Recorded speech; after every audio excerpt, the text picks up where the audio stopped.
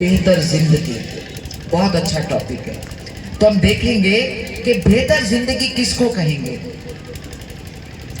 हर व्यक्ति जीवन में चाहता है मेरी जिंदगी बेहतर हो, हर व्यक्ति चाहता है, और क्यों नहीं चाहे, यही तो हमारी जिंदगी का लक्ष्य है। अब बेहतर जिंदगी का मतलब क्या है? बेहतर जिंदगी यानी जो आज हमारा चल रहा है इससे थोड़ा बेटर हो। क्या बेटर हो? हमारा स्वास्थ्य बेटर हो, हमारा तन ज्यादा स्वस्थ हो, हमारा मन भी सदा प्रसन्नचित हो, हमारे संबंध अच्छे हों, हमारे घर में सुख शांति हो, समाज में सुख शांति हो, हर प्रकार का घर में सुख आनंद है, यही कहेंगे ना बेहतर जिंदगी। इसी की तमन्ना है हम सबको। तो तमन्ना तो है किंतु है नहीं इस समय, इसीलिए ये टॉपिक रखा गया है। कैसे हमारा जो लक्ष्य है कि हमारी जिंदगी आज से धीरे धीरे बेटर बेटर बेटर बेस्ट की तरफ हम जाएं, तो उसका आधार क्या है? उसका आधार एक अच्छी सोच, बस छोटा सा आधार है। जिस समय हम ये समझ लेंगे ना कैसे मेरी सोच, मेरी अपनी सोच ही मेरी जिंदगी को बहुत खूबसूरत बना सकती है, तो बहुत आसान हो जाएगा। आप देखिए, कोई भी कर्म हम जब करते हैं तो उससे पहले हमारे मन में एक सोच आता है, एक विचार आता है ना। जब भी हम कुछ करना चाहते हैं पहले एक विचार आता है, विचार आता है, उसके बाद हम उसको कर्म में लाते हैं। तो जैसा कर्म फिर वैसा फल मिलता है, जिसको हम भाग्य बोलते हैं, है ना। भाग्य क्या है? जैसा हम कर्म कराए पहले उसका फल हमें भाग्य के रूप में मिलता है। और ये भी हमें पता है कि कर्म क्या है? कर्म एक बीज है, कर्म एक बीज है। जैसा बीज हम बोते हैं वही फसल हम काटते हैं। अगर आज मैं चाहती हूँ कि मुझे जिंदगी बेहतर मिले, मेरे जीवन में जिंदगी में सुख हो, शांति हो, प्रेम हो, आनंद हो, मैं शक्तिशाली महसूस करूं, तो मुझे बीज भी तो वैसा बोना पड़ेगा ना। बिना बोए तो किसको आज तक मिला नहीं ना। हम जानते हैं ना, जो बीज आप बोओगे वही फसल हम काटेंगे। तो जो फसल मैं काटना चाहती हूँ जिंदगी में कि मेरे जीवन में सुख मिले, शांति मिले, प्रेम मिले, तो मुझे वैसे बीज भी तो बोने पड़ेंगे ना। और बीज क्या है? कर्म। और कर्म का भी आधार क्या है? हमारी सोच। तो पहले मन में सोच उत्पन्न होती है, उस सोच के आधार पर फिर हम कर्म करते हैं। इसीलिए अगर हम चाहते हैं मेरी जिंदगी बेहतर हो, उसके लिए बेहतर अच्छे कर्म करने जरूरी हैं। और अच्छे कर्म करने का आधार है अच्छी सोच। अब ये सोच हम कैसे करते हैं ये भी समझना बहुत जरूरी है। ये तो आप सब जानते हो, अक्सर हम सब कई बार बोलते हैं कि मैं कौन। आज अगर मैं आपसे पूछूं आप कौन हैं, तो आप अपने परिचय में क्या बताएंगे? आप अपना नाम बताएंगे, अपना ओहदा बताएंगे, है ना, अपने घर परिवार का परिचय देंगे, अपने फादर का देंगे, आप कहाँ रहते हैं, कहाँ जॉब करते हैं, यही सब देंगे। पर क्या ये वास्तव में आप हैं? जिस दिन हम पैदा हुए हमारे पास तो नाम भी नहीं था। हम बड़े होकर क्या पढ़ेंगे पता नहीं था, क्या पद मिलेगा, पद भी हम जिंदगी में कितनी बार बदल लेते हैं। ये सब कुछ हमें यही मिलता है, अपने साथ तो लेके ना कुछ आए थे ना कुछ लेके जाते हैं। तो फिर मैं कौन हूं? मैं कौन हूं? मैं नाम भी नहीं, मैं पद भी नहीं, मैं स्टेटस भी नहीं, फिर मैं कौन हूं? आप दिन में कई बार यूज करते हैं ये मेरा शरीर है, कहते हैं ना ये मेरा शरीर है, मेरा सिर, मेरा शरीर, आज मेरे सिर में दर्द है। तो कौन है जो बोल रहा है कि ये मेरा शरीर है? इससे क्लियर है ना आप शरीर नहीं हो। अगर मैं शरीर होती तो मैं क्या बोलती? मैं शरीर। पर हम क्या बोलते हैं? मेरा शरीर। तो फिर मैं कौन हूं? ये गुत्थी जब सहज हो जाएगी ना, सुलझ जाएगी, तो बहुत प्रश्नों का हल मिल जाएगा। तो मैं कौन हूं? मैं ये शरीर नहीं, ये शरीर तो 5 तत्वों का बना हुआ एक रथ है, एक गाड़ी है। इस गाड़ी को चलाने वाली मैं एक चैतन्य शक्ति, ऊर्जा, आत्मा। आत्मा यानी क्या? शक्ति, एनर्जी। जैसे किसी खिलौने को चलाने के लिए उसमें बैटरी डाली जाती है, तो बैटरी है तो खिलौना चलेगा, बैटरी निकल गई तो खिलौना नहीं चलेगा। ऐसे तो हमारा है ना, जब तक मैं आत्मा, शक्ति शरीर में हूं तब तक ये शरीर चल रहा है। मैं बोल भी रही हूँ, देख भी रही हूँ, सुन भी रही हूँ, क्योंकि ये शक्ति द्वारा सारा काम हो रहा है। ये शरीर में सारी कर्म इंद्रियां हैं, आंखें देखने के लिए, कान सुनने के लिए, मुंह बोलने के लिए।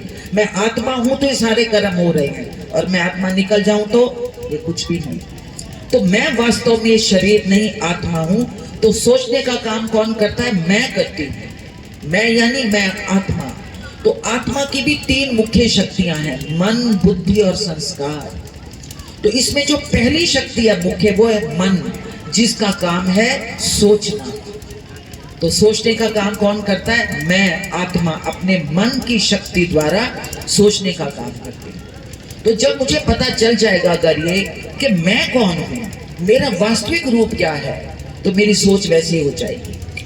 तो ये परम पिता परमात्मा ने हमें एक ज्ञान दिया कि बच्चे तुम मेरी इतनी महिमा गाते हो। आप देखो हम भगवान की कितनी महिमा गाते हैं कि हे प्रभु, आप प्यार के सागर हो, आप शांति के सागर हो, आप सुखों के सागर हो, आप ज्ञान के सागर हो, आप सर्वशक्तिवान हो। और हम कौन है? हम आपके बच्चे हैं। यही गाते हैं ना, आरती में भी गाते हैं, तुम ही हो माता पिता, तुम ही हो बंधु सखा, तुम ही हो। माता पिता है वो हमारा। अब जरा हम देखें, जिसका पिता तो वर्ल्ड की हाईएस्ट अथॉरिटी, सबसे सुप्रीम भगवान, उसको अल्लाह कहो, खुदा कहो, गॉड कहो, भगवान कहो, है तो एक ही शक्ति। और हर ग्रंथ में, हर धर्म में सर्वोच्च महिमा एक उसी की है, क्योंकि वो हम सबका पिता है। हर धर्म में, चाहे वो कुरान है, चाहे वो बाइबल है, चाहे वो गीता है, कहीं पे भी उस एक ही महिमा है, और अपार महिमा है। इतनी महिमा है कि पूरी महिमा तो हम गा भी नहीं सकते उसकी। और ये कितनी अच्छी गर्व की बात है कि उस हाईएस्ट अथॉरिटी की हम संतान हैं, हम भगवान के बच्चे हैं। तो जो पिता के अंदर होता है शक्तियां, या उसके अंदर जो भी खजाने होते हैं, बच्चों के अंदर भी तो होता है ना।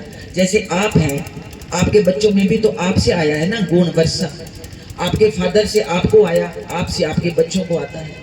ऐसे जो परम पिता परमात्मा है, जिसकी हम महिमा गाते हैं, वो सारे गुण और शक्तियां हमारे में भी हैं, हमारे में भी हैं।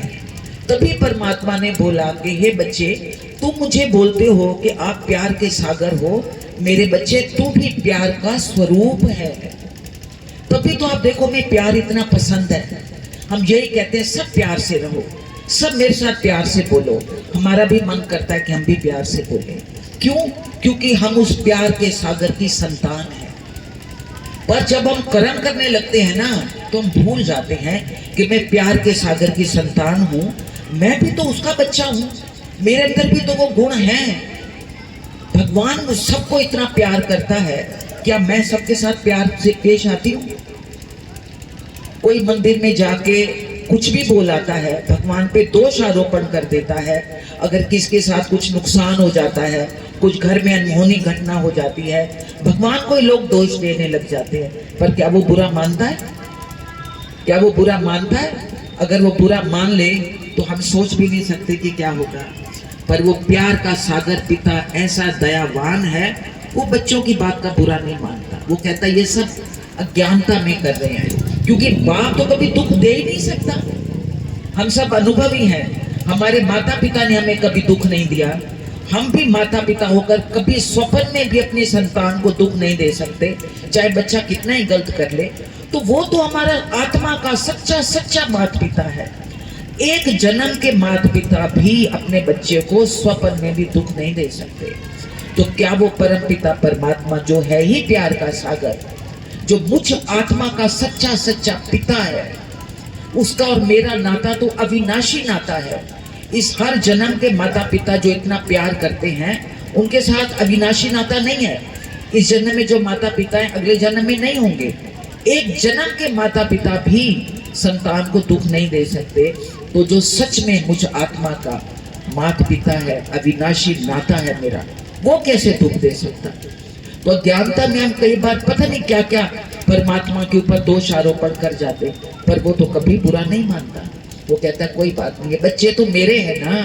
तो क्या सोचता है? बच्चा तो मेरा है। अज्ञानता में कह रहा है इसकी बात का मैं क्या बुरा मानूं, वो तो प्यार लुटाए जाता है। तो आज मैं सोचूं कि उसी पिता की मैं भी तो संतान हूं। क्या मैं वो वाला गुण मेरे अंदर थोड़ा सा भी आया है? थोड़ा सा भी आया है? अगर मेरे अंदर ये गुण आएगा तो मेरी सोच में आएगा, और जब मेरी सोच में ये गुण आ गया तो जीवन बेहतर हो जाएगा, जीवन इतना सुंदर हो जाएगा जिसकी हम और आप शायद कल्पना भी नहीं कर सकते। आज अगर हमारे साथ, आप अपने मन में सोचिए, कोई भी एक ऐसा व्यक्ति जिसका आपके साथ ऐसा संबंध है, आप उसके साथ बहुत प्यार करते हो, दिल से शुभ भावना रखते हो, सदा भलाई सोचते हो, पर वो आपके साथ गलत व्यवहार करता है। होता है ना ऐसे, अक्सर सबको अनुभव होगा, सबको होगा कि आप किसी के साथ बहुत अच्छा व्यवहार करते हो, बहुत दिल से भी उसके शुभ चिंतक हो, कभी गलत सोच भी नहीं सकते, पर वो आपके बारे में गलत सोचते हैं, गलत बोलते हैं, सामने भी गलत बोल जाते हैं, पीठ पीछे भी लोगों को आपके बारे में गलत बोलते हैं। तो हमारे मन में उसके प्रति क्या विचार आता है, क्या सोच है मेरी, ये मुझे चेक करना है। ये चेक करना है। कैसे चेक करेंगे आप? देखो, अगर आज कोई व्यक्ति, मैं अच्छा कर रही हूं पर मुझे रिटर्न में गलत मिल रहा है, कोई तो कारण होगा, बेकार में कुछ नहीं होता। आज जो मुझे फल मिल रहा है, कहीं तो बीज था ना, कहीं मैंने वो बीज बोया था, आज उसका फल मुझे मिल रहा है, ये हम भूल जाते हैं। बेवजह कोई किसी को कष्ट दे नहीं सकता, क्योंकि हम सब कौन है? आत्मा रूप में हम सब भाई भाई हैं, एक पिता की संतान, परम पिता परमात्मा के बच्चे, आपस में हम भाई भाई हैं। हम ओरिजिनली जब हम सत्य स्वरूप में थे, जब सतयुग में हम ऊपर से उतरे थे, तो आपस में बहुत सद्भाव था, प्यार था, अपार स्नेह था, सम्मान था। पर धीरे धीरे जन्म मरण के चक्र में आते आते आते आते हमारे अंदर कमजोरियां आती गई, हम अपने सत्य स्वरूप से नीचे गिरते गए, एक दूसरे के साथ गलत व्यवहार करने लगे। अब जब शरीर छूटता है, मृत्यु होती है, तो हम पिछला सारा भूल जाते हैं, पर कर्म तो साथ चलेंगे। शरीर भले छूट गया, पर जो मैंने कर्म किए थे, जिसको सुख दिया था, दुख दिया था, आत्मा यही खाता ही तो साथ लेकर चलती है। बाकी सब जो हमने जीवन में कमाया होता है, धन दौलत परिवार, वो सब रह जाता है, साथ एक ही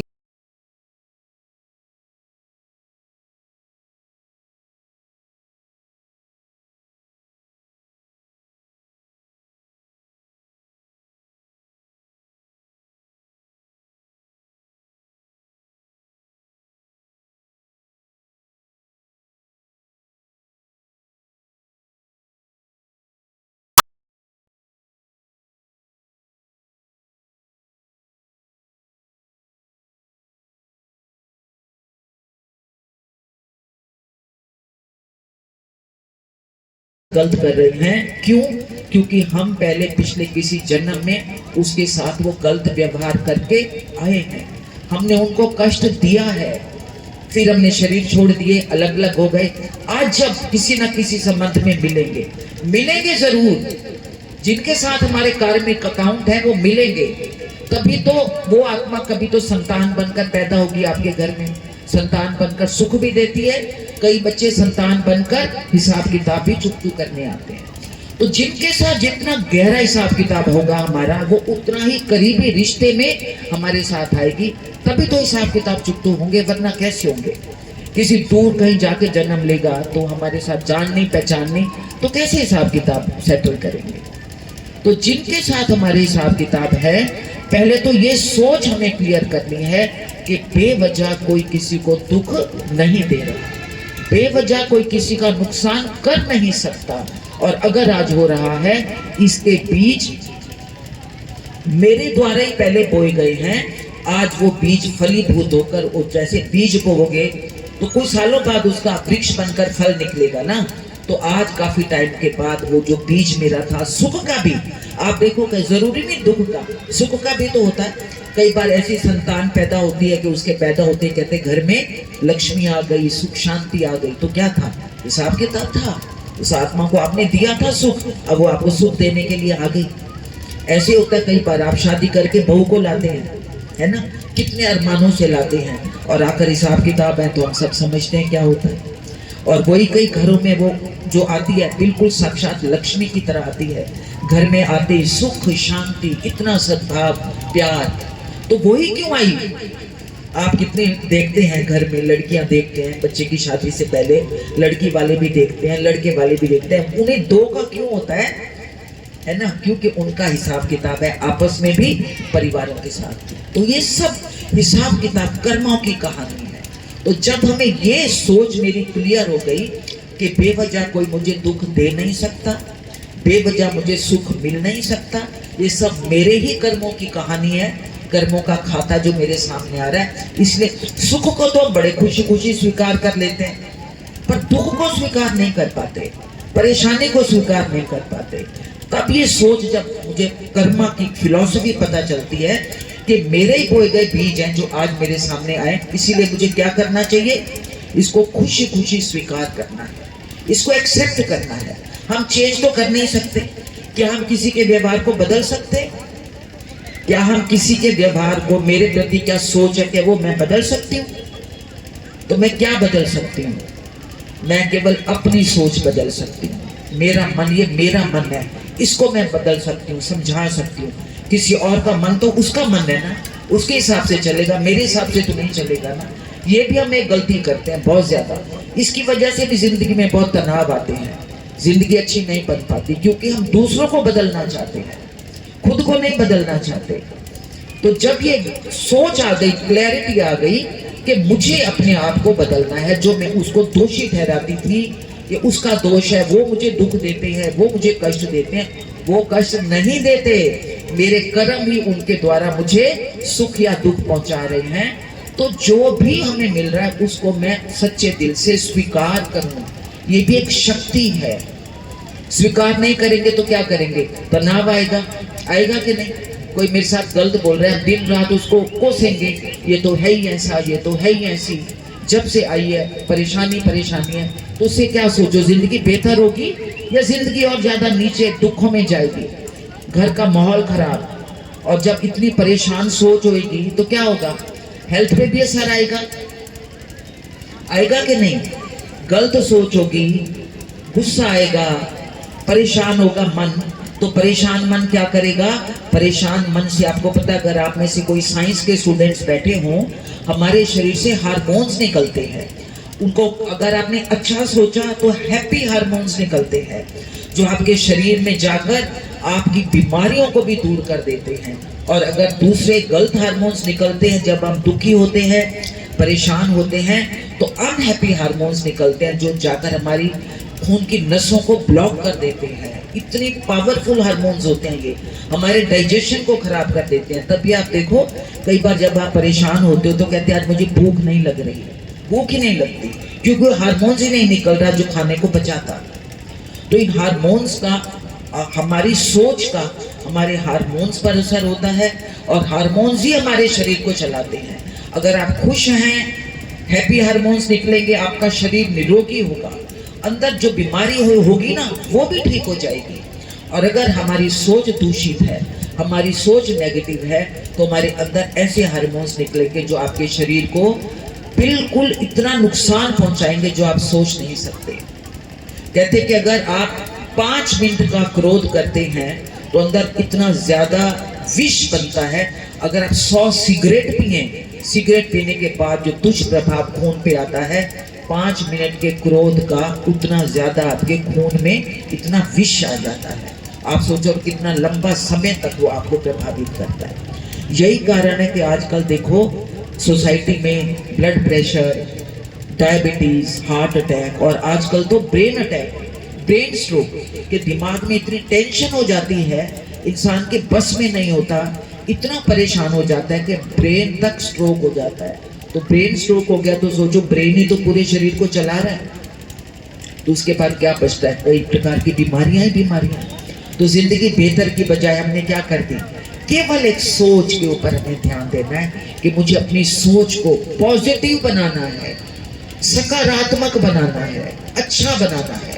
ये मेरे हाथ में है, मेरा हेल्थ मेरे हाथ में है, मेरे शारीरिक हेल्थ मेरे हाथ में है। अच्छा सोचूंगा तो मेरा मन खुश है, मन खुश है तो तन भी निरोगी है, मेरे संबंध अच्छे हैं, अगर मैं खुश हूँ तो मेरे संबंध भी तो अच्छे होंगे, क्योंकि मेरे अंदर से वो अच्छा ही निकलेगा, अच्छा भाव निकलेगा। तो मेरे संबंध घर में, परिवार में, समाज में, हर जगह मेरे संबंध भी अच्छे। तो यही तो बेहतर जिंदगी है कि जब हम तन से स्वस्थ हैं, मन भी पॉजिटिव है, अच्छा सोचता है, मेरे संबंध अच्छे हैं, समाज में अच्छा मान सम्मान मिलता है ऐसे व्यक्ति को, यही तो बेहतर जिंदगी है। तो करना क्या है, केवल मुझे अपनी सोच पर ध्यान देना है कि अगर कोई गलत कर रहा है, दूसरी बात कि अगर कोई गलत कर रहा है तो उसके कर्मों के लिए जिम्मेवार वो है ना। पहला तो ये पॉइंट कि जो गलत कर रहा है वो बेवजह गलत नहीं कर रहा, उसके पीछे मेरे अपने किए गए पिछले कर्म हैं जो मुझे फल दे रहे हैं, उसकी कोई गलती नहीं। दूसरा ये ज्ञान कि अगर कोई गलत कर रहा है तो वो तो अपने कर्म के लिए वो जिम्मेवार है ना, मैं तो जिम्मेवार नहीं हूँ। मैं अपने कर्मों के लिए जिम्मेवार हूँ, जो करेगा सो पाएगा, जो जैसा करेगा वैसा पाएगा। अगर कोई व्यक्ति अनजाने में दूसरे को दुख दे रहा है, गलत कर रहा है, नुकसान कर रहा है, तो उसके कर्मों के लिए उसको फल मिलेगा। पर अगर मैंने भी गलत किया तो मुझे भी फल मिलेगा। पर अगर मैंने अपनी सोच को इतना अच्छा बना लिया, इतना शुद्ध बना लिया, एक कदम और हमें परमात्मा ने सिखाया है जो वो खुद करता है परमात्मा, कि सबको माफ कर केवल प्यार देता है, दुआएं देता है। क्या हम वो कर सकते हैं? अब जरा सोच के देखिए, कोई व्यक्ति अपने मन में लेके आइए, कोई व्यक्ति आपके साथ गलत व्यवहार कर रहा है, आज तक तो आप सोचते थे उसके बारे में गलत, कोसते भी हैं कई बार, है ना, कई बार हम बहुत गलत सोच जाते हैं कि ऐसे हैं, ये तो हैं ही ऐसे, ये तो सबके साथ लड़ते हैं, ये तो सबके साथ गलत करते हैं। अभी भी हम दोषारोपण कर रहे हैं, तो दोषारोपण करके हम अपने पाप को और आगे बढ़ाते जा रहे हैं, क्योंकि उसको बेवजह उसको दोषी ठहरा रहे हैं, क्योंकि उसका दोष तो है ही नहीं, फिर भी हम उसको दोष दे रहे हैं, तो हम अपना पाप कर्म बढ़ा रहे हैं। इसलिए कई बार इंसान कहता है कि मेरा तो दुख खत्म ही नहीं होता। कैसे खत्म होगा? हम पाप कर्म बढ़ाते जा रहे हैं। तो इसलिए मेरे को अपनी सोच को, अगर आज मैं सोचूं कि अगर कोई मेरे साथ गलत करता है, किंतु मैं उसको स्वीकार करके कि मेरा दिया हुआ ही मेरे पास आ रहा है, उसका कोई कसूर नहीं, और परमात्मा से अगर हम उसको दुआ देते हैं कि हे पिता, ये आपका बच्चा है, इसको भी शांति मिले, इसको भी सद्बुद्धि मिले, क्योंकि जिसको सद्बुद्धि मिलेगी ना, वो गलत कर्म नहीं करेगा। सद्बुद्धि का यही अर्थ है ना। गायत्री मंत्र आप सब बोलते होंगे, पूरे गायत्री मंत्र का एक ही अर्थ है, प्रभु सबको सद्बुद्धि दो, हे प्रभु सबको सद्बुद्धि दो। क्योंकि जब बुद्धि सद हो जाती है ना, तो बुद्धि मन को भी कंट्रोल करती है ना। पहली शक्ति मन, फिर है बुद्धि।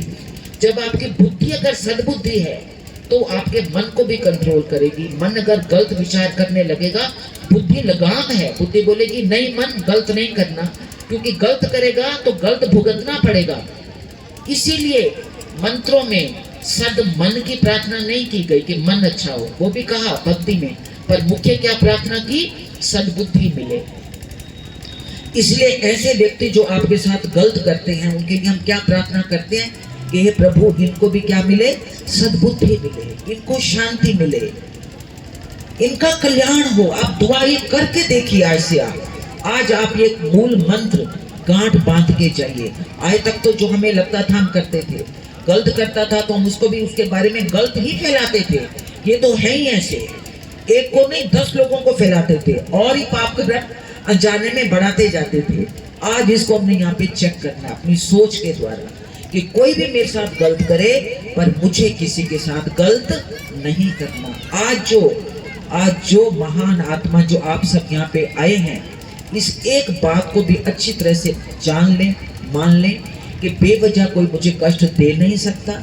जो मिल रहा है मेरे कर्मों का फल है, मुझे किसी को कोई दोष देना नहीं है। अगर दोष देते जा रहे हैं तो अपने पाप के खाते को और लंबा हम बढ़ाते जा रहे हैं। तो कभी भी जिंदगी बेहतर हो नहीं सकती, क्योंकि जो हम देंगे वही हमें मिलेगा। और हम चाहते हैं मिले सुख, मिले शांति, मिले प्रेम, मिले सद्बुद्धि।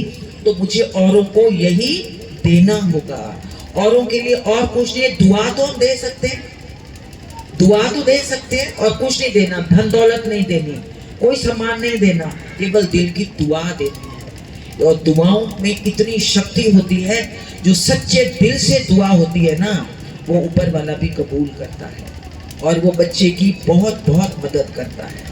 आप देखो, भक्ति में हम गाते थे, जब मैं स्टूडेंट थी, एक बड़ा सुंदर आता था भक्ति में, हम कहते थे प्रभु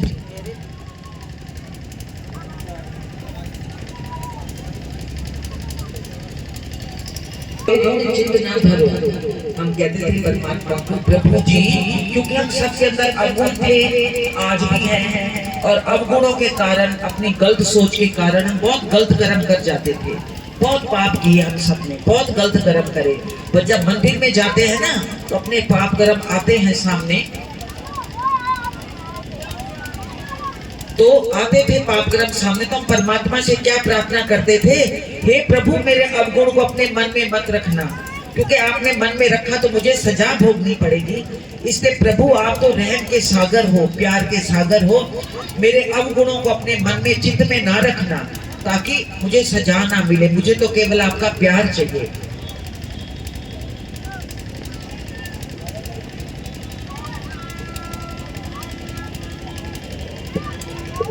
भजनों में गाते थे, परमात्मा को प्रार्थना करते थे, प्रभु जी मेरे अवगुण चित्त न धरो, समदर्शी है नाम तिहारो, चाहो तो पार करो।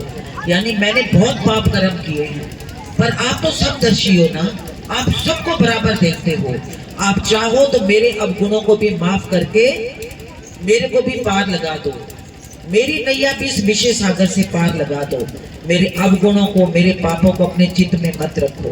तो परमात्मा क्या कहता है, बच्चे तू मेरे बच्चा है, मैं बिल्कुल तेरे अवगुणों को चित्त नहीं धरूंगा, किंतु जो मेरे और बच्चे हैं, जो तेरे ही भाई हैं, आत्मा के नाते हम कौन है, हम सब आपस में भाई भाई हैं, बहुत प्यारा रिश्ता है हमारा आपस में, जिसको हम भूल गए। इसको भूलने के कारण ही हम कहते वो मेरा दुश्मन है, वो गलत है, वो ठीक है। आप अपने भाई के साथ, आपके ब्रदर के साथ कुछ ऊंच नीच हो जाए, आप अपने मन में नहीं रखते हो, कहते अरे क्या हो गया, है तो मेरा भाई है ना। पर अगर कोई पड़ोसी ऐसा कह दे तो हम कहते उसको कैसे माफ कर दूं, वो मेरा भाई थोड़ी है। तो एक छोटी सोच है ये, इसी सोच को मुझे विशाल बनाना है, बड़ा बनाना है, मुझे उदार चित्त बनना है। तब परमात्मा कहता है बच्चे मैं तेरे अवगुणों को चित्त नहीं धरूंगा, पर एक शर्त है कि तू भी अपने भाइयों के अवगुणों को चित्त मत धरना। गलतियां हर एक से होती हैं, गलती हो गई, कुछ हो गया, बस उसको क्षमा कर दो, माफ कर दो। माफ करना, क्षमा करना बहुत बड़ी शक्ति है। सहन करना, देखो सहन को क्या बोलते हैं, सहन शक्ति। हर व्यक्ति सहन नहीं कर सकता। सहन करना एक बहुत बड़ी शक्ति है, जो आज हम मनुष्यों में बहुत कम हो गई है। इसी की वजह से हर छोटी छोटी बात पे लड़ाई झगड़े परेशानियां, तो छोटी सी बात बहुत बड़ी हो जाती है, जिसको कहते हैं छोटी सी बात का पतंगड़ बना देते हैं। बात कुछ भी नहीं होती, पर सहन नहीं कर सकते तो क्या से क्या रूप हो जाता है, कितने लड़ाई झगड़े टकराव क्या से क्या हो जाता है।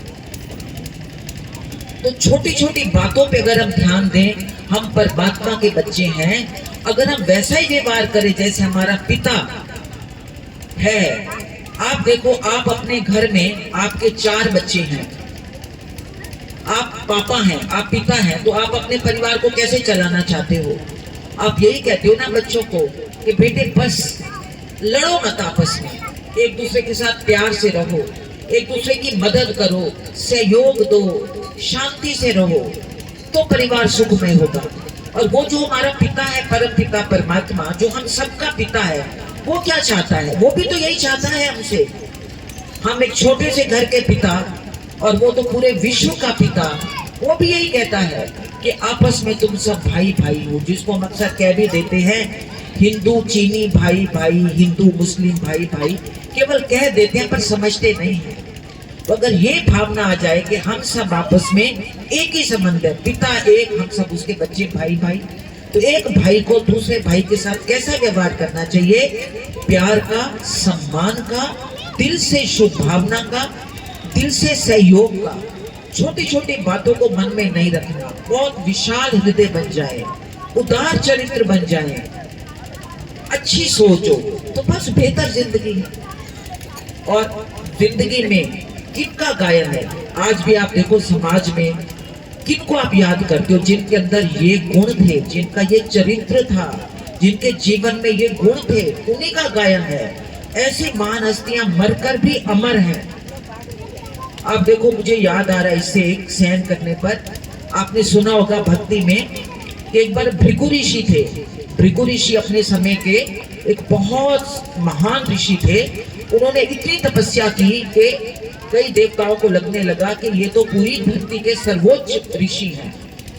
तो उनको जाकर किसी ने भड़का दिया कि जो विष्णु जी है ना, वो आपको बड़े ऋषि नहीं मानते, वो आपको ब्रह्म ऋषि नहीं मानते, जबकि आप ब्रह्म ऋषि हो, पर विष्णु जी आपको ब्रह्म ऋषि नहीं मानते। तो उनको बड़ा क्रोध आ गया, कहने लगे अच्छा सारे ऋषि मुझे ब्रह्म ऋषि मानते हैं और मैं जानता हूं मैं ब्रह्म ऋषि हूँ, मेरे जैसा ऋषि कोई है नहीं दुनिया में, मैं नंबर 1 ऋषि हूँ, पर ये विष्णु ऐसा है जो मुझे ऋषि नहीं मानता, ब्रह्म ऋषि नहीं मानता। तो बहुत गुस्से में जाते हैं और विष्णु जी तो जैसे अपनी शेष शैया पर लेटे हुए हैं और जाकर गुस्से से अपनी लात विष्णु जी की छाती पर मारते हैं गुस्से में। तो एकदम विष्णु जी उठकर बैठ जाते हैं और क्या बोलते हैं कि ऋषिवर, मेरी छाती तो वज्र के समान कठोर है, आपके पैर को कहीं चोट तो नहीं लगी? सोचिए, ये था भगवान का चरित्र, भगवान का कर्तव्य, भगवान के गुण कि जो उनको बेवजह आकर, उनको पता ही नहीं, बेवजह आकर छाती पे लात मार रहा है और वो रिटर्न में क्या बोल रहे हैं कि ऋषिवर, मेरे से क्या गलती हो गई है जो आप नाराज हैं, और मेरी छाती तो वज्र के समान कठोर है, आपके पैर को चोट तो नहीं लगी? उनका पैर उठाकर सहलाने लगे। तो जिसके ऊपर फिर ये दोहा बना कि क्षमा बड़न को चाहिए, छोटन को उत्पात, क्षमा बड़न को चाहिए, छोटन को उत्पात, क्या विष्णु को घटी गयो जो भृगु मारी लात। किसकी महिमा घटी और किसकी महिमा बढ़ी, आप देखिए इससे। विष्णु जी की महिमा कितने गुना बढ़ गई कि ऐसा होना चाहिए। इसको कहेंगे भगवान, इसको कहेंगे महान। जो आगे कोई मार भी गया तो भी कह रहे अरे आपको कष्ट तो नहीं हुआ। और आज हमारे साथ कोई गलत करता है तो हमारी क्या रिएक्शन होती है कि तेरी हिम्मत कैसे हो गई ऐसे करने की। चौगुना हम बदला लेने के लिए आते हैं कि अब मैं दिखाऊंगा इसको, इसने किया कैसे। तो हमारी सोच कितनी नीचे गिर गई है। यही वजह है, सोच नीची हो गई तो जिंदगी भी हमारी नीचे चली गई। इसके ऊपर एक बड़ा सुंदर कहते हैं कि गिरती है सोच तो गिरता है आदमी, गिरती है सोच तो गिरता है आदमी, जिसने इसे संभाल लिया वो संभल गया। तो आज संभलने का वक्त है। अपनी गिरती हुई सोच को, जो कि लगातार, कसूर किसका नहीं है, पूरे समाज का यही हाल है। एक दूसरे को देखकर हम नीचे गिरते जा रहे हैं। एक गलत करते हैं, हम कहते हैं मैं क्या कम हूं क्या, उससे ज्यादा हम नीचे गिरने की कोशिश करते हैं और कहते भी हैं मैं तो बदला लेकर दिखाऊंगा, मैं भी दिखाऊंगा मैं कोई कम नहीं हूं। तो घटिया बनने में हम कंपटीशन कर रहे हैं, अच्छी सोच में नहीं कर रहे। तो आज का विशेष शुभ दिन यही आपको बताने के लिए परमपिता परमात्मा ने आप सब जलालाबाद के इतने प्यारे बच्चों के लिए संदेश भेजा है कि मेरे बच्चों अब जागो, अब जागो, ये जागने का वक्त है। ये सत्य ज्ञान परमपिता परमात्मा दे रहा है कि बच्चे अपनी सोच को बदलो। बिल्कुल मुश्किल नहीं है, क्योंकि ओरिजिनली हम सब परमात्मा के बच्चे, जैसे मैंने आपको बोला, हम सब वास्तविक रूप में शांत स्वरूप है। हमारा गुण ही शांति है, हमारा बेसिक नेचर ही शांति है। हम सब सुख स्वरूप है, तभी तो सुख हमें भाता है। हम कहते हैं मैं भी सुखी रहूं, आप भी सुखी रहो, है ना। हमारा कितना मंत्र है, सर्वे भवन्तु सुखिना, सर्वे सन्तु निरामया, सर्वे भद्राणि पश्यन्तु, मां कश्चित् दुख भाग भवेत्। सब सुखी हो प्रभु, किसी को किसी भी प्रकार का कष्ट ना हो। अब तक तो हम गाते रहे, पर अब हमें ये प्रैक्टिकली करके दिखाना है कि मेरे द्वारा कभी किसी को कष्ट ना हो। तब परमात्मा क्या कहेगा, बच्चे मैंने भी तेरे सारे अवगुण हर लिए। वो हमें कितना प्यार करेगा, सोचो।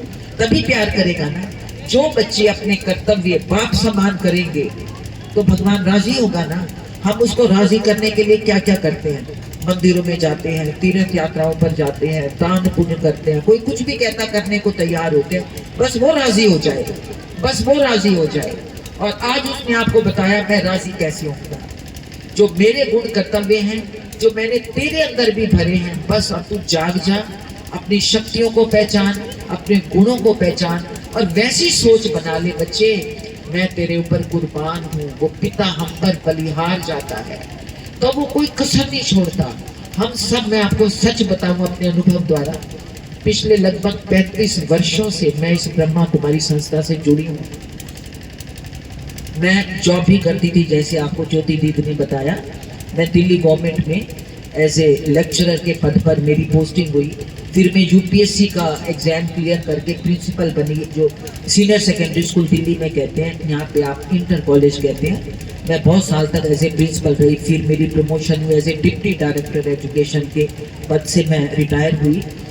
पर इस ज्ञान ने, इस जो हम यहाँ पे ज्ञान लेते हैं और यहाँ पे हम मेडिटेशन सिखाते हैं। मेडिटेशन यानी कैसे हम, आप भगवान को याद करने बैठते हो तो आप कहते हो कि मन टिकता ही नहीं है। मेजोरिटी को यही शिकायत रहती है, क्योंकि जो हमने इतने सालों से इधर मन जाता है, उधर मन जाता है, संबंधों में जाता है, यही तो जाता है मन। तो जो उसको आदत है, आप जब भगवान को याद करने बैठते हो तो वही जाता है जहाँ उसको आदत है। अब उसको कैसे टिकाया जाए? मन तो मेरा है ना, उसको मुझे टिकाना नहीं आया, किसने सिखाया ही नहीं। तो यहाँ पे ब्रह्मा कुमारी में ये बहुत अच्छा ज्ञान दिया जाता है, ये सिखाया जाता है कि ये मन मेरा है, मैं मन की मालिक हूँ। जैसे आपका बच्चा आपका मानेगा ना कहना, ऐसे मन भी मेरा बच्चा है, इसको मुझे कभी बात करी नहीं मैंने मन से, मैं मन की मालिक हूँ। कैसे मैं मालिक बनकर मन को परमात्मा के साथ जोड़ूं, यही ज्ञान ही राजयोग है, जिसको मेडिटेशन कहते हैं। तो ब्रह्मा कुमारी में ये ज्ञान भी दिया जाता है जो थोड़ा सा मैंने आपको बताया है, और मेडिटेशन भी सिखाया जाता है। तो मैं आपसे अनुरोध करूंगी, मैंने इस ज्ञान को और मेडिटेशन को अपने जीवन में उतारा, अप्लाई किया, और मुझे जो सफलता मिली है मैं शायद आपको बता भी नहीं सकती। जीवन के हर फ्रंट में मैंने इतना सुख पाया है, इतनी सफलता पाई है, तभी आज मैं आपके सामने बैठकर जो मैं आपको बोल रही हूँ, इसमें से ये सारा ज्ञान डायरेक्ट परमपिता परमात्मा का है, जो मैंने इतना जीवन में उससे सुख पाया है। अभी टाइम अगर है तो मैं आपके साथ कुछ अनुभव शेयर कर सकती हूँ। तो मैं आपको यह अनुरोध करूंगी कि एक बार आप, ये गोल्डन चांस, आप बहुत भाग्यशाली हैं कि यही जलालाबाद में ये जो आयोजक हैं यहाँ पे हमारे आनंद भाई, आपको एड्रेस आप सब जानते होंगे, छोटी सी जगह जलालाबाद, ये हमारे आनंद भाई, इनके यहाँ पे ये ज्ञान अमृत वर्षा की जाती है। तो आप एक बार आकर ये बेसिक ज्ञान लीजिए, समझिए तो सही। परम पिता शिव परमात्मा आकर सत्य ज्ञान दे रहा है। बुलाते थे ना उसको कि हे प्रभु आ जाओ आ जाओ आ जाओ, कब आओगे? और गीता पे वो वायदा करता था परमात्मा कि जब जब धरती पर धर्म की ग्लानि होगी, तब तब मैं अधर्म का विनाश कर पुनः सत्य धर्म की स्थापना करने मैं आऊंगा, क्योंकि उसके आए बिना अधर्म का विनाश हो नहीं सकता, उसके आए बिना सत्य धर्म की स्थापना हो नहीं सकती। सत्य धर्म यानी सत्युग, जो कलयुग के बाद आने वाला है। कलयुग है अधर्म का राज्य, सत्युग है सत्य धर्म का राज्य। तो इसीलिए स्वयं परमपिता परमात्मा अपने वायदे अनुसार कलयुग के अंत में आते हैं और आकर ये सत्य ज्ञान देते हैं कि मेरे बच्चे, मैं हूँ परम आत्मा और मेरे हो तुम बच्चे आत्मा। तुम मेरे बच्चे हो, जैसा पिता वैसे बच्चे। मेरी जो महिमा गाते हो वो सारी महिमा तुम्हारी भी है, किंतु केवल तुम भूल गए हो।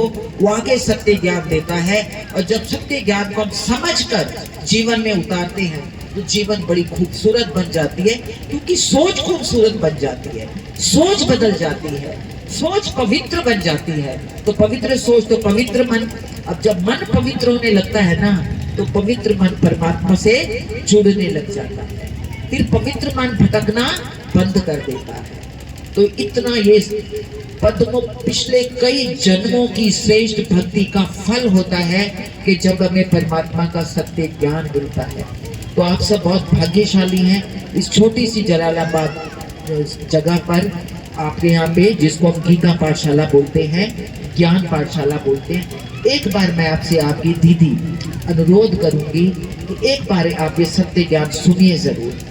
फिर फॉलो करना ना करना आपके भाग्य में है, जो करेगा अपना भाग्य खुद चमकाएगा। तो एक बार आप इस ज्ञान को सुनिए, मेडिटेशन सीखिए, आप खुद जानेंगे कितना गहरा खजाना आज तक आप मिस करते आ रहे थे। तो मैं आपको बताऊं इसका अपना छोटे से एक दो अनुभव, कि जब मैं प्रिंसिपल बनी, गवर्नमेंट स्कूल था दिल्ली का, senior secondary school Mayur Vihar में, तो ये भी शायद गवर्नमेंट का इंटर कॉलेज ही है। आप सबको पता होगा गवर्नमेंट में कैसे लोग काम करते हैं। बहुत बड़ा स्कूल था, 2500 गर्ल्स का स्कूल था, सीनियर सेकेंडरी स्कूल, और 100 से भी ज़्यादा का स्टाफ था, और बहुत अच्छा माना हुआ रिप्यूटेड स्कूल था। पर कोई नया जब आता है प्रिंसिपल, तो लोग उसको भी पूरा टेस्ट करते हैं, पूरा ज़्यादा टेस्ट करते हैं, अपने हिसाब से चलाने की कोशिश करते हैं। पर मेरे साथ भी वही हुआ। पर मुझे तो ये इतना अपने ऊपर एक नशा था, गर्व था कि मैं भगवान की बच्ची हूँ, मेरी सोच अच्छी है, मैं पवित्र हूँ, मैं नेक हूँ, मैं कभी किसका गलत नहीं सोचती, मेरे साथ कोई गलत कर नहीं सकता। तो बहुत लोग आते थे मेरे ऑफिस में, जब आपस में उनकी कोई लड़ाई होता था, टीचर्स की आपस में भी हो जाती है कई बार, तो कहाँ आएंगे, प्रिंसिपल के पास ही आएंगे। और या मेरे से कोई शिकायत होगी तो 2-4 लोग मिलके बात को बढ़ा चढ़ा कर वो भी मेरे पास आएंगे मेरे से लड़ने के लिए, कि मैडम आपने ये कर दिया, मैडम वो आपने गलत कर दिया, ऐसे खूब होते हैं। तो जब वो मेरे पास आते थे, मुझे पता ही होता है जब एक जिम्मेवारी आई है तो उसको निभाना है। तो मैं तो सुबह जाते, जब बैठती थी अपने टेबल में ऑफिस में, तो मैं परमात्मा का आवाहन करती थी कि हे प्रभु, आपने मुझे यहाँ पे बिठाया है, मैं आपकी बच्ची हूँ, मेरे साथ आप रहना, ऐसे रहना कंबाइंड होकर कि तेरी बच्ची से कुछ भी गलत कर्म ना हो, तेरी बच्ची से कुछ भी गलत कर्म ना हो, तेरी बच्ची यहाँ पे सबको प्यार से चलाने के लिए तूने भेजा है, एक एग्जाम्पल है तेरी बच्ची, इन सबको सब कुछ मेरे से अच्छे से अच्छा मिले, ऐसी मुझे शक्ति देना, मेरे साथ रहना। तो मैं आकर 10 मिनट मेडिटेशन करती थी और उसके बाद बिल्कुल तैयार होती थी। तो आप मानिए, तो कई टीचर्स मेरे पास आते थे बड़े गुस्से में, आग बबूला, हम ये तो ये बोलेंगे, हम तो ये करेंगे, हम तो ये करेंगे। और जैसे आते थे मेरे ऑफिस में, मैं उनको सबसे पहले बड़े प्यार से बोलती थी कि आप प्लीज़ बैठिए, आप प्लीज़ बैठिए। बिठा के मैं, जो मेरी असिस्टेंट होती थी, उनको बोलती थी मैडम को पहले तो आप पानी पिलाइए। वो तो चेहरे पे भी इतना गुस्सा होता था कि ये लड़ने के लिए आए हैं। तो मैं बोलती थी इनको पहले ठंडा जल पिलाइए सबको। तो बैठते थे, फिर मैं उनसे प्यार से पूछती थी कि आप बताइए क्या बात है। क्योंकि बहुत बार मैंने देखा था जब मैं टीचर थी, कि जब टीचर जाते थे कुछ बात करने गुस्से में या वैसे भी, तो प्रिंसिपल ज्यादातर सुनती नहीं थी, बात ही नहीं सुनती थी, इतना गुस्से में बोलती थी कि टीचर डर के मारे चले जाते थे ऑफिस से बाहर। और फिर बाहर जाके हंगामा भी होते थे, कई बार बहुत कुछ होता था, वो मैंने देखा था, जो मैंने सीखा भी था। तो जब भी कोई आता था, मैं उनको बड़े प्यार से बुलाती थी, बिठाती थी और कहती थी हाँ जी मैडम आप बताइए आपको क्या प्रॉब्लम है। तो मेरे को बताती थी। उसके बाद मैं परमात्मा के ज्ञान द्वारा, जो परमात्मा ने मुझे श्रेष्ठ ज्ञान दिया है श्रीमत के द्वारा, मैं उनकी बात का समाधान करती थी और वो इतने शांत हो जाते थे और कोई एक मन में 1% भी उनके अंदर कुछ नेगेटिव नहीं रहता था। और मेरे को हाथ जोड़ के कहते थे मैडम हम आए तो थे आपसे लड़ने के लिए, पर आप इतना प्यार से समझा देते हो, आप इतनी अच्छी हैंडलिंग देते हो कि हमें कोई शिकवा रहता ही नहीं, आपसे कोई शिकायत नहीं रहती। लगता है मैडम जो आपने कहा है ना वही राइट है, आज से हम वही करेंगे जो आप कहेंगे। आए थे लड़ने के लिए और हाथ जोड़ के क्या कहते थे, अब जो आप कहेंगे हम वही करेंगे मैडम। और सच में वो करते थे। वो मेरा स्कूल उस एरिया का सबसे बेस्ट स्कूल का अवार्ड मिला मुझे। किस वजह से? उसका श्रेय जाता है इस ज्ञान को, जो मैंने परमात्मा का ज्ञान लिया, उसको जीवन में धारण किया। और आज भी वो स्कूल, मैं आपको बताऊं, वो मेरे नाम से जाना जाता है कि वो बत्रा मैडम का स्कूल। लोग तरसते थे उस स्कूल में, पेरेंट्स तरसते थे कि मेरी लड़कियों को दाखिला मिल जाए कि यहाँ की मैडम इतनी अच्छी। मैं खुद प्रेयर में लड़कियों को डेली 10 मिनट उनको उद्बोधन करती थी, उनको गाइड करती थी, वैल्यू एजुकेशन देती थी। टॉप पे रहता था रिजल्ट में। मेरे स्कूल के स्टूडेंट्स IIT में गए, सोचो, बेस्ट 95% से ज्यादा मेरे 100% रिजल्ट आता था और सारे टॉप पर कई बच्चे निकलते थे, क्योंकि वो स्कूल का माहौल इतना अच्छा हो गया था, टीचर्स इतने खुश होते थे, क्योंकि पॉजिटिव सोच थी। और मैंने ये ज्ञान पूरे स्कूल को दिया। मैंने अपने पूरे टीचर्स को ये कोर्स, जो मैं आपको बोलूँ ना, आप जाके कोर्स करिए, हमारा 4-5 दिन का होता है। मैंने, उन्होंने बोला मैडम आपको जो इतना अच्छा ये ज्ञान है, ये आपने कहाँ से लिया? फिर मैंने बताया, उन्होंने बोला हमें भी आप ये ज्ञान दीजिए। तो ये मार्च के महीना हमारा होता है, एग्जाम होते हैं ना इन दिनों, तो स्कूल तो होता है 6 घंटे का, एग्जाम होता है 3 घंटे का, तो बाकी टाइम खाली होता था। तो कहते थे मैडम आप हमें ज्ञान दीजिए। तो मैं स्कूल में उनको ये कोर्स मैंने कराया अपने पूरे स्टाफ को। तो आप सोचिए मैं कितनी भाग्यशाली थी जिनको इतना प्यारे लोग मिल गए। वही लोग जिनकी सोच पहले लड़ने की, झगड़ने की, दोष देने की, है ना, एक दूसरे की खींचातानी करने की थी, ये इतना श्रेष्ठ ज्ञान सुनने के बाद वो सब इतने शीतल हो गए, इतने पॉजिटिव हो गए, उनकी सोच इतनी अच्छी बन गई। तो उसमें फायदा किसको मिला? सबसे ज्यादा तो मुझे ही फायदा मिला। मेरा स्टाफ इतना अच्छा हो गया, मेरे लिए स्कूल चलाना इतना अच्छा हो गया, रिजल्ट अच्छे आने लगे। मेरी रिलेशंस, चाहे वो ऑफिसर्स थे चाहे वो पेरेंट्स थे, सब कहते थे कि स्कूल हो तो ऐसा हो, है ना। तो ये कहाँ से आया? ये एक अच्छे व्यवहार से आया, अच्छी पालना से आया, जो मैंने इस ज्ञान से ली और मैंने कोशिश की वो मैं जीवन में उतारूं और सब लोगों को दूं। ऐसे मेरे अनेकों अनुभव हैं, अनेकों। तो बस मैं आपको यही बोलूंगी, ये ज्ञान तो ये सोचिए हमारे लिए परमात्मा का वरदान है, गिफ्ट है, जो स्वयं परमात्मा ने आकर दिया है। हम आप उसके प्यारे बच्चे क्यों वंचित रहो? क्यों ना इस ज्ञान को सुनकर अब अपनी सोच को इतना पवित्र बना लें, इतना अच्छा बना लें कि पहले मैं अच्छी बनूं, मैं अच्छी बनूंगी तो मेरा घर अच्छा बनेगा, मेरा समाज अच्छा बनेगा, मेरा देश अच्छा बनेगा। आप सोचो, पिछले साल हमने श्री राम की प्राण प्रतिष्ठा करके मंदिर बनाया अयोध्या में, किस लेके? राम राज्य चाहिए। हम में से हर कोई चाहता ना राम राज्य चाहिए? है कोई? सब चाहते हैं ना राम राज्य चाहिए? जरा हाथ उठाइए जो चाहते हैं सच में राम राज्य आना चाहिए। आपको मुबारक हो, राम राज्य आने का वक्त आ गया है। अब वक्त है ये राम राज्य आने का।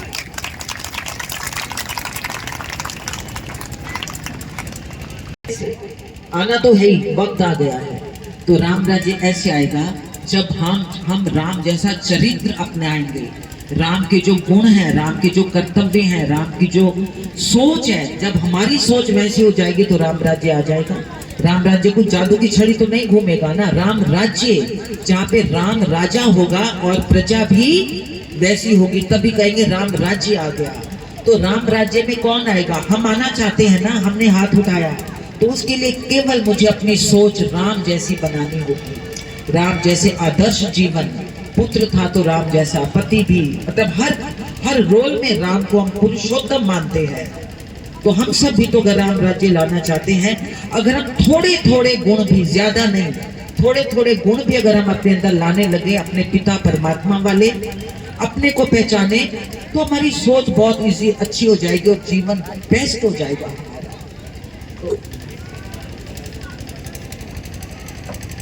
तो हम इतने भाग्यशाली हैं। मैं तो समझती हूँ, मैं अपने आप को तो बहुत भाग्यशाली समझती हूँ कि जो भी भगवान को हम ढूंढते थे, पर ऐसा भी वक्त आया जब मुझे परमात्मा की सत्य पहचान मिली और मैंने परमात्मा को अपने जीवन में अपना लिया। मैं उसकी हो गई और वो मेरा हो गया और जीवन धन्य धन्य हो गया। और आपको ये जानकर इतनी खुशी होगी और गर्व होगा कि इसी जलालाबाद में आपकी 2 बेटियां जो आपके सामने हैं, ये ज्योति बहन और हमारी वर्षा बहन। वर्षा बहन आप भी आइए प्लीज।